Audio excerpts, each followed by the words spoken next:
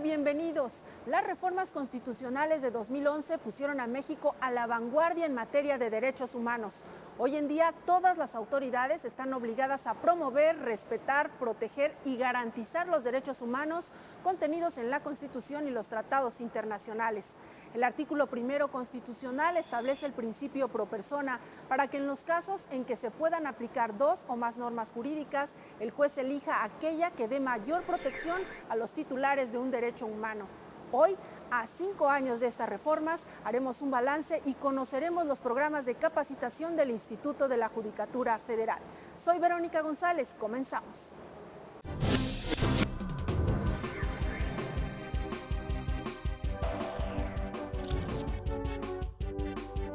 Y está con nosotros Roberto Lara Chagoyán. Él es doctor en Derecho por la Universidad de Alicante, España, actualmente director del Centro de Estudios Constitucionales en la Suprema Corte de Justicia de la Nación. Bienvenido. Muchas gracias, Verónica. Agradezco la invitación.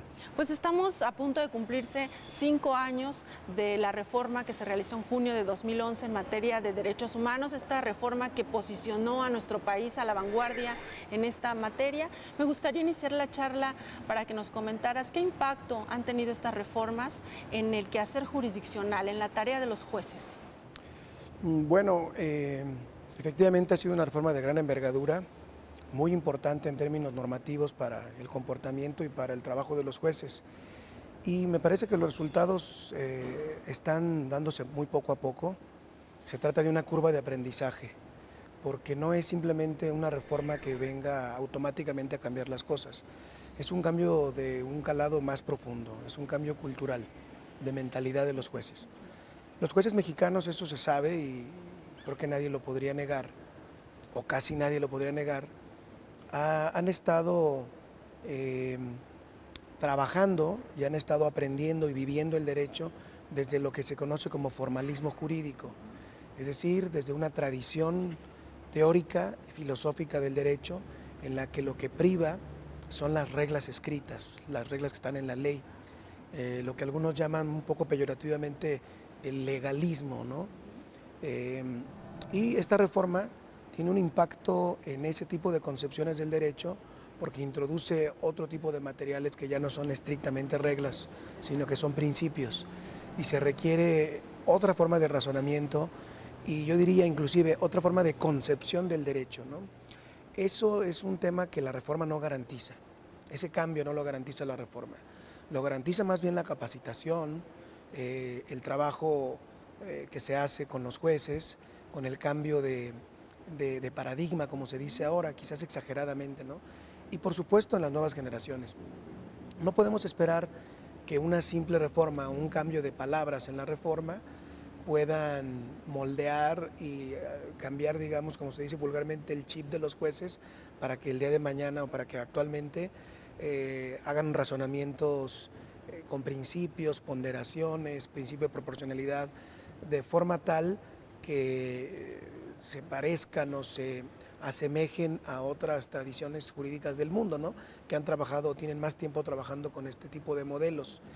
A mí me parece que, y es una crítica que yo he hecho, que la reforma en el fondo buscaba terminar con esta cultura del formalismo, pero se optó por una reforma precisamente a nivel formal. Es decir, yo advierto cierta contradicción, porque si lo que se quería combatir era el formalismo, me parece que se opta por un medio que es una reforma escrita en la Constitución, en el artículo primero, que también es formal.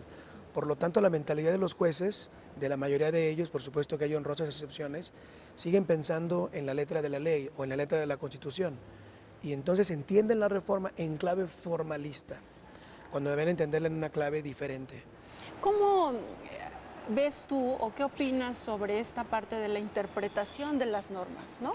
Mencionabas, no se trata solamente de que esté ahí la reforma, de que los derechos fundamentales ahora ya no solo sean los de la Constitución, sino también los que contienen los tratados internacionales. Esto para nosotros como ciudadanos, uno dice, qué bueno, eso es positivo, pero en la realidad, como tú señalas, ¿cuál es el trabajo de los jueces? ¿Qué implica para un juez? Hablabas de la capacitación. ¿Qué implica para un juez llevar llevar más allá esta protección de los derechos humanos a través de la interpretación de las normas? Claro, bueno, tu pregunta es central en el debate actual, en el constitucionalismo moderno. Cuando se habla de interpretación constitucional, se está hablando de qué corriente, de qué concepción del derecho siguen los jueces para tener un funcionamiento, digamos, unos efectos con una determinada corriente u otros efectos con otra determinada corriente, y eso también es hablar al mismo tiempo del tipo de control constitucional. La reforma demanda, ordena, obliga a los jueces a hacer un tipo de control constitucional que no sea originalista, como decíamos, legalista, tradicional, formalista, ¿no? Eso manda la reforma, claro, más extensivo, más expansivo, más protector, más pro persona, como se dice, ¿no? En la propia reforma. Pero hay dos corrientes de interpretación, como te decía, dos escuelas bien identificables en términos teóricos. Digamos, la interpretación que es formalista, originalista le llaman algunos, en la que la interpretación consiste en descubrir el significado que se supone contenido en una norma, en una disposición jurídica. Mientras que la otra corriente es una corriente que propone que la interpretación no es descubrir el significado, sino proponerlo, sino, me explico, crearlo, a veces asignarlo a las normas, el significado, bueno, a los textos normativos, el significado de la norma. Claro que estas dos corrientes chocan frontalmente, porque para algunos es muy importante, los primeros, cuidar la división de poderes. Solo, dicen ellos, solo los legisladores crean derecho y los jueces no, solo lo deben aplicar, por eso tienen que sujetarse. Hay una línea como muy delgada, ¿no? Tienen que sujetarse estrictamente al texto escrito de la norma. En cambio, la otra corriente, la corriente constructivista, no formalista, realista de la interpretación, lo que dice es, no, hay que asignar, los jueces no se pueden limitar a descubrir significados, sino a asignar significados de las normas, ¿no? A crear derecho. Y por supuesto que el punto más fino de la distinción está en que para los primeros, para los formalistas, interpretar puede ser calificado, o sea, un juicio interpretativo, un enunciado interpretado, puede ser calificado como falso o verdadero. En cambio, para los otros no. Puede ser calificado como correcto, incorrecto, eficaz, eficiente, justo inclusive, pero no verdadero o falso. En el primero de los casos, los jueces hacen un trabajo, digamos, cercano a lo científico, ¿no? O dan con el resultado de la norma o no, porque se piensa o se parte de la idea de que las normas tienen un solo significado que hay que descubrir. La otra corriente dice, no necesariamente. El legislador no pudo estar pensando en cada uno de los detalles fácticos reales de la aplicación del derecho. Por eso los jueces completan el trabajo del legislador con la aplicación concreta, la interpretación de las normas. Entonces pelean estas dos corrientes. Tu pregunta por eso la vuelvo a retomar. ¿Qué está pasando con la interpretación actual con la reforma? Bueno, habría que hacer un estudio empírico, que se hacen, por ejemplo, los científicos sociales, los que estudian el comportamiento de los jueces, y seguramente nos arrojarán resultados pronto. Pero yo podría anticipar que, por lo que he visto en la Corte, como fui secretario de Estudio y Cuenta 11 años, que muchas veces se mezclan indebidamente estas dos concepciones del derecho. Es decir, se trata de responder a los mandatos del artículo primero constitucional, mandatos interpretativos o de cómo debe interpretarse el material jurídico, pero por otro lado se responde a ese mandato con un formalismo, y ahí con una interpretación mecánica estricta de la ley. Me parece que estamos ahorita en este impasse en México, los jueces están en esta suerte de contradicción, pero que yo confío en que se pueda superar poco a poco con el paso del tiempo y con la curva de aprendizaje ascendente, ¿no? Donde los juzgadores empiecen ya no solamente a leer el texto, sino a entender, a interpretar con una tradición distinta, constructivista, más como lo haría un autor muy famoso, muy conocido, que es Ronald Dworkin. Y lo hemos visto, porque hemos visto sentencias en las que se está haciendo esta interpretación y se está yendo a una máxima protección de los derechos humanos. Vamos a hacer una pausa y regresamos con el tema de la capacitación. Claro que sí. Vamos a la pausa entonces, también le tenemos el resumen de las actividades académicas de la Escuela Judicial. Regresamos en un momento, no se vayan. Regresamos.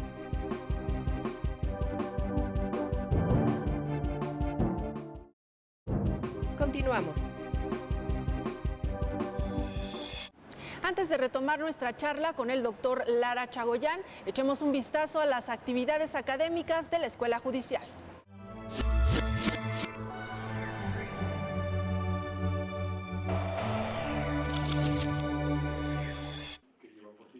Seminario de Género y Violencia Política. Durante 2 días, juzgadores y especialistas en la materia se reunieron para hablar sobre la violencia de género desde la perspectiva electoral. Seguimos viendo, desafortunadamente, que hay varios elementos que se encuentran presentes como malas prácticas o delitos electorales en nuestra cotidianidad. La compra de votos, el condicionamiento de programas sociales, son cuestiones que permanecen y que es importante que se puedan atacar de forma eficaz. La Escuela Judicial y el Tribunal Federal de Conciliación y Arbitraje firmaron un convenio de colaboración para la capacitación en materia de derechos humanos, no discriminación, grupos vulnerables e igualdad de género. La prioridad de este convenio es mejorar la cultura de los roles de identidad social para así construir ambientes seguros de desarrollo profesional, tanto para las mujeres como para los hombres. Seguimos conversando sobre el impacto de las reformas constitucionales con el doctor Roberto Lara Chagoyán, y en el bloque anterior nos comentaba el extremo, ¿no? ¿Qué es lo que sucede cuando no se hace esta interpretación de la norma? Pero también puede ocurrir lo contrario, que se recurra mucho a esta interpretación. Efectivamente, en esta curva de aprendizaje se han visto las dos realidades. Sí. O bien se regresa al formalismo y se lee en clave formalista, como ya lo dije, o se van al otro extremo, algunos operadores jurídicos, que ha pasado, esto ha pasado, lo hemos detectado algunas veces, porque entonces se considera que las normas vigentes, que los códigos, que la normatividad en general, pues es un mero referente, que ahora hay que aplicar los contenidos de los principios y sobre todo los tratados internacionales de derechos fundamentales contenidos en tratados, y a veces, no siempre, se obvia la norma, se obvia la vigencia, se obvia los pilares formales del ordenamiento. ¿Cuál es el consejo a seguir en la capacitación, por ejemplo, o en la operación del derecho, en las dos cosas? Bueno, tratar de entender en su justa dimensión lo que supone la reforma y lo que supone este cambio de paradigma interpretativo, ¿no? Y es que cuando se trata de casos fáciles o casos rutinarios, aquí hay que aplicar tradicionalmente la norma. Hay que suponer que efectivamente, como dicen los formalistas, existe un significado, y creo que es además en la mayoría de los casos son así. O sea, los casos trágicos o difíciles son pocos realmente. Y hay que reservar esa interpretación creativa, propositiva, ampliativa en esos casos de verdad controvertidos. Por eso yo parto más bien de una tesis ecléctica, en la que separemos casos rutinarios o fáciles, la interpretación puede seguir siendo la misma, la tradicional. Y con eso se resuelve. Claro, por supuesto. Y en los casos difíciles o casos trágicos hay que aplicar, hay que atender a la vertiente constructivista, propositiva, creativa del derecho, ¿me explico? Y aún ahí hay que tratar de racionalizar y de construir argumentos con muy buen razonamiento, con una muy buena argumentación jurídica que respalde las posiciones de los jueces para que esto no parezca una arbitrariedad. Entonces hay que tener mucho cuidado. De hecho, autores como Manuel Atienza consideran que no se debe de caer en los dos extremos, ¿no? En el formalismo y en el ultraactivismo judicial, donde ya el juez toma el lugar de la autoridad administrativa haciendo políticas públicas, por ejemplo, o el lugar del legislador inventando o creando, legislando normas donde no tendría que hacerlo, ¿me explico?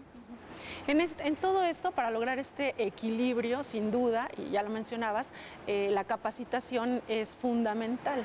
¿Cómo se debe dar esta capacitación? Estamos en la Escuela Judicial, tú eres profesor de la Escuela Judicial, ¿cómo se debe dar esta capacitación? Bueno, es un tema fundamental en cualquier sistema en el que se pretende un Estado de Derecho, ¿no?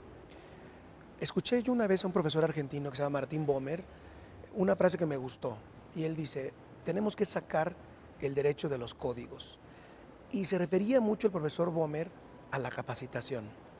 Es decir, los profesores que enseñamos a los jueces o a los que van a ser jueces, debemos de abandonar el modelo memorístico de aprenderse el código sustantivo y el código adjetivo, pensando que un cúmulo de conocimientos memorizados por los jueces va a tener como resultado pues la eficiencia, la aplicación correcta, adecuada de las normas y por lo tanto de la solución de los problemas sociales.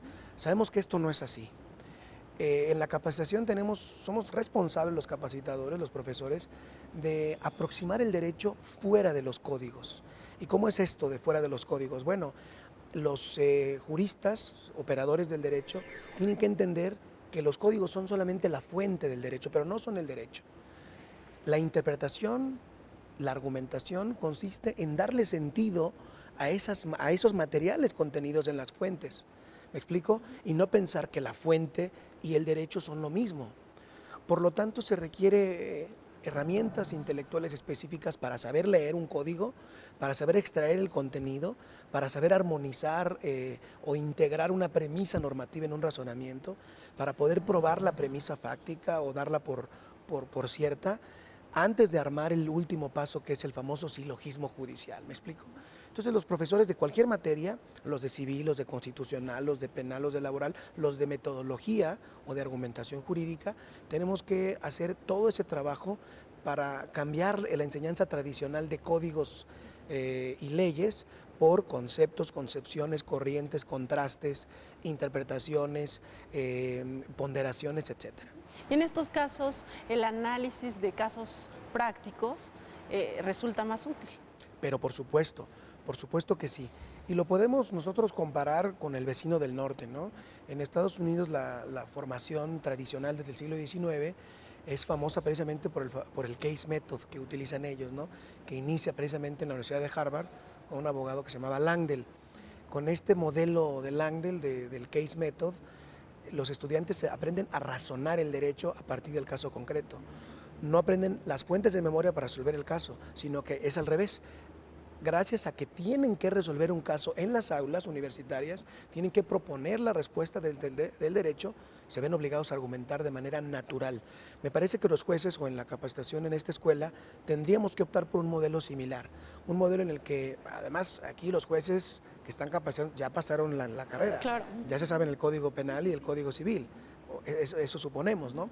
Por lo tanto, en estas aulas de capacitación ya mucho más profesional, más específica para los juzgadores, tendríamos que hacer ejercicios, prácticas con las sentencias, con los casos, con los hechos, con los expedientes, para poder ayudarles a construir herramientas de razonamiento, de detección de problemas, de aislamiento de problemas y de modelos de argumentación que permitan justificar, validar los razonamientos, las conclusiones de los razonamientos, más allá de que una norma lo diga o no. Y sobre todo en este tema, ¿no?, de los derechos humanos, que como nos has platicado, se trata de la interpretación, de no solamente la lectura de la ley o lo que señala la norma, sino que hace falta desarrollar esas habilidades para ir en ciertas ocasiones, también como lo mencionabas, un poco más allá de la ley. Claro, trabajar con normas que contienen derechos humanos supone un conocimiento más amplio, ¿no?, del que se tenía tradicionalmente. Se requiere, por ejemplo, ya dijimos, argumentación jurídica, interpretación, buenas nociones de teoría de la argumentación, pero también se requiere conocimiento del derecho internacional de los derechos humanos. Se requiere que conozcamos cuáles son los contenidos de los tratados y después herramientas específicas que ayuden a fijar los contenidos, ¿sí? Un derecho humano tiene la característica, la propiedad de que suele ser incompatible con otro en un determinado momento, en un determinado caso concreto, con una persona o con otra. Por lo tanto, para poder elegir, para poder determinar cuál es la respuesta jurídica a un caso de incompatibilidad de derechos, se requieren herramientas especiales para fijar el contenido o los contenidos y después pasar a las ponderaciones, a los principios de proporcionalidad, etc. Vamos a hacer una pausa y regresamos con el tema ahora de lo que tiene que ver con la sociedad. ¿Cómo ha impactado esta reforma en el ciudadano común? Por supuesto. Vamos a la pausa y también de regreso le tenemos la agenda del Instituto de la Judicatura Federal, así que no se vaya, regresamos con más.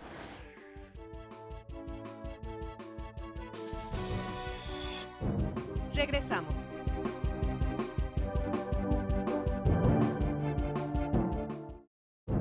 Continuamos. Veamos un adelanto de los eventos académicos que realizará en los próximos días el Instituto de la Judicatura Federal y regresamos con las conclusiones sobre el tema de hoy.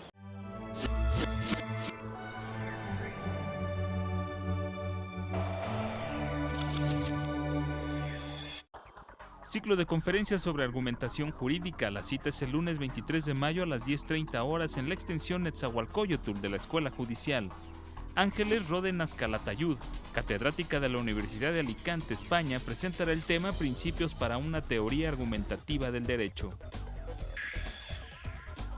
Programa de formación Jurisdicción en el Sistema de Justicia Penal. El martes 24 de mayo inicia el cuarto curso con el tema Medios de impugnación. Se realiza de manera presencial en el edificio sede del Instituto de la Judicatura Federal y se transmite por videoconferencia a todas las extensiones y aulas. Diplomado Valoración Racional de la Prueba. El periodo de inscripción inicia el 6 de junio. El curso está dirigido a magistrados de circuito y jueces de distrito, así como secretarios de tribunal y juzgado. Diplomado Presencial Argumentación Jurídica, Toma de Decisión y Simplificación de la Decisión Judicial. El curso se llevará a cabo en las extensiones de Mérida, Jalapa y Querétaro. Las bases pueden consultarse en www.ijf.cjf.gov.mx. Revista número 42 del Instituto de la Judicatura Federal. Se invita a ministros de la Suprema Corte, magistrados, jueces, secretarios, actuarios, académicos y estudiosos del derecho a participar en la integración de esta edición. El tema es Derecho de Acceso a la Justicia. Los requisitos del texto se pueden consultar en la página web del instituto www.ijf.cjf.gov.mx. Estamos en la parte final del programa, vamos a las conclusiones de esta entrevista con el doctor Lara Chagoyán y me gustaría que nos comentaras este impacto que ha tenido la reforma en materia de derechos humanos, pero en el ciudadano común, ¿no? Ya hablamos de la tarea de los jueces, ¿no? De los retos que tienen, de la capacitación. ¿El ciudadano común sabe cómo hacer valer sus derechos? Bueno, la pregunta es más compleja, porque para poder medir el impacto de la reforma en la sociedad hay que distinguir entre los niveles y los temas. ¿A qué me refiero con esto? A nivel de los debates que ha generado la reforma, es indudable que hay un avance, porque hoy la sociedad y las autoridades discuten más, debaten más el tema de los derechos. Anteriormente era un discurso más bien, constreñido a los juristas, a los abogados, a los académicos. Sí, ni siquiera sabía mucha gente qué era. Pero ahora ya se discute en todos los ámbitos de la sociedad el tema de los derechos. Eso de por sí es algo positivo en una sociedad democrática, como comprenderemos, ¿no? Que se pueda hablar de esto y que la gente pueda enterarse de que existen normas reformadas, la Constitución con una visión mucho más abierta al exterior, al ámbito internacional de los derechos humanos. Eso es algo bueno. Pero en contraste a ello, ¿qué pasa con la institucionalización de los derechos? Es decir, ¿qué cambios efectivos han operado en la sociedad mediante las instituciones del Estado para poder hacer realmente disfrutables y alcanzables estos bienes, estos derechos? Aquí es un poco más complicado medirlo, ¿no? Y yo creo que aquí se requiere mucho del diálogo entre los científicos sociales que se dedican a medir estos impactos y estas cuestiones y los juristas. Me parece que hemos estado divorciados de los científicos sociales, nosotros los juristas, y tendremos que acercarnos más. Ellos tienen muchas metodologías, a eso se dedican, para medir el efectivo goce de los derechos. Y quiero aprovechar para hacer un comercial. El próximo 15 de junio, precisamente, vamos a tener la presentación de un libro de una doctora en ciencia política, la doctora Karina Anzola Vere, que trabaja en Flaxo, y va a presentar un libro que se llama A 5 años de la reforma de derechos humanos, y está hecho por politólogos, por sociólogos del derecho, por científicos sociales.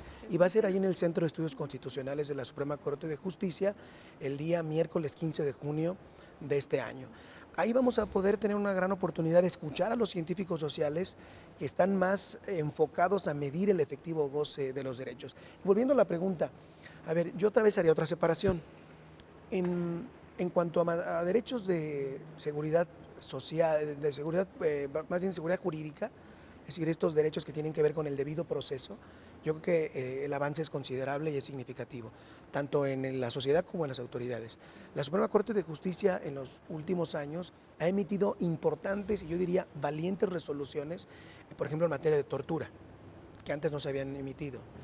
Ha habido un avance significativo en la interpretación y en la construcción de ciertos discursos jurídicos o jurisprudenciales en materia de derechos del detenido, en materia del debido proceso, de la defensa adecuada, de tortura, como ya decíamos, ¿no? En materia de derechos del derecho de familia, en materia de personas con discapacidad. El derecho de las víctimas en materia también. de víctimas, en materia de menores. Ha habido avances, pero claro, estos derechos no le cuestan tanto dinero o ningún dinero al Estado. Son los derechos liberales, clásicos, ¿no? Pero el gran tema está en los derechos sociales y culturales, los derechos que sí demandan un gasto y una preocupación. Una ¿Cuáles podrían ser? Como el derecho a la vivienda. Por ejemplo, el derecho a la vivienda, el derecho a la educación. ¿Sí? Este tipo de bienes primarios, de necesidades básicas de la sociedad que siguen estando en lista de espera. Eso es una realidad. No tengo los datos, pero podemos intuir que el efectivo goce de ese tipo de bienes no está a la altura de un Estado democrático de derecho en nuestro país. Más bien al contrario, me parece que los derechos en el papel, los derechos en la Constitución, distan mucho de los derechos vistos como bienes, como estados de cosas, de bienestar, ¿no? Si nosotros nos vamos del discurso del papel de los derechos al discurso del bienestar, ahí es donde podemos nosotros hacer juicios críticos de todo lo que nos falta por hacer en este país. Y sin embargo, pues tenemos la esperanza de que la construcción de lo social vaya haciéndose poco a poco con el concurso de las autoridades, de la sociedad, de la academia y de todos los interesados y implicados en esta cuestión tan importante, ¿no? Pero a manera de conclusión, ¿tú consideras que vamos en el camino correcto? O sea, con base en lo que señalas en esta última parte de nuestra charla, o sea, se están dando pasos, quizás no tan rápido como quisiéramos, ¿no? En particular en estos derechos, derecho humano al agua, ¿no? A la salud, a la vivienda, pero este es el camino. ¿O pues podría haber otras vías? Me parece difícil hacer una afirmación tan contundente de como si este es el camino o no. Lo que sí puedo decir es que es un buen comienzo, que se discuta, que se debata, que se interiorice en la discusión y que sea un tema de la gente, porque antes no era un tema de la gente, insisto, era un tema de las autoridades y de los partidos políticos. Ahora empieza a ser un tema de la gente. Cuando esto es así, el siguiente paso tiene que ser necesariamente positivo, porque la gente no se va a quedar, eso esperamos, nada más con el discurso. Va a demandar un avance, una construcción de lo social. Va a ir exigiendo sus propios derechos. Poco a poco más. Y por supuesto, es algo transversal, porque tenemos que apostar a la educación de los niños, al cambio de cultura, a la eliminación de los prejuicios de género.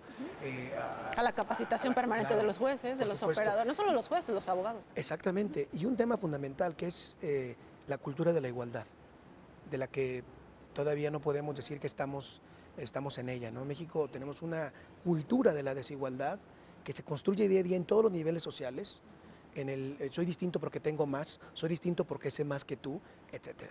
Y tenemos que ir pensando en cómo ir combatiendo la desigualdad estructural, simbólica, material, etc. Pues se nos acabó el tiempo. Doctor Roberto Lara Chagoyán, como siempre un placer conversar contigo y esperamos tenerte en un programa para seguir conversando sobre estos temas. Muchas gracias, gracias por la invitación. Gracias también a usted por estar con nosotros, a nombre del equipo de producción. Le recuerdo que lo esperamos la próxima semana con más sobre las actividades de la Escuela Judicial. Mientras tanto, la invitación a que se quede en la señal del canal judicial.